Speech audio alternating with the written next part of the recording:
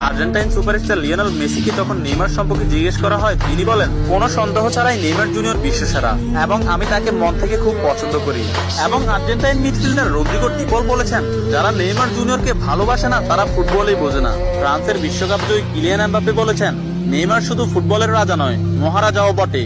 Argentine goalkeeper Emiliano Martinez বলেছেন, আমি Neymar জুনিয়রের অনেক বড় ভক্ত। আর্জেন্টাইন বিশ্বকাপ জয়ী তারকা ডিয়েগো ম্যারাডোনা বলেছেন, আগামী 10 বছরে 10 জন মেসি আসবে, কিন্তু আগামী 10,000 বছরেও একজন নেইমার আসবে না। পোল্যান্ড ও বার্সেলোনা স্ট্রাইকার রবার্ট লেভানডস্কি বলেছেন, নেইমারের মতো ফুটবলার জন্ম নিতে হলে আপনাকে 100 বছর অপেক্ষা করতে হবে। তাছাড়া ইংল্যান্ডের প্রিন্স ডেভিড বেকহাম বলেছেন, আজ পর্যন্ত এমন কোন ফুটবলার আমি দেখিনি যার ভেতর নেইমারের মতো ফুটবল আইকিউ আছে, এবং ফুটবলের ক্ষেত্রে কেউই নেইমারের লেভেলের নয়, সে দুর্দান্ত। এবং আর্জেন্টাইন বিশ্বকাপ জয়ী তারকা অ্যানহেল ডি মারিয়া বলেছেন, নেইমারের সাথে যে কোনো প্লেয়ারের তুলনা করা অপরাধ। ফ্রান্সের বিশ্বকাপ জয়ী তারকা কারিম বেনজেমা বলেছেন, যারা নেইমারকে নিয়ে সমালোচনা করেন তারা ফুটবল বোঝেন না।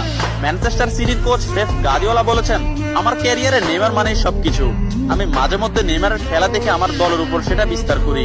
এবং স্পেনের বিশ্বকাপ জয়ী তারকা জেরার্ড পিকে বলেছেন, নেইমার ইতিহাসের সেরা খেলোয়াড়। অন্যদিকে লা লিগা সভাপতি তাবাস বলেছেন, নেইমার লা লিগার সম্পদ। এক সাংবাদিক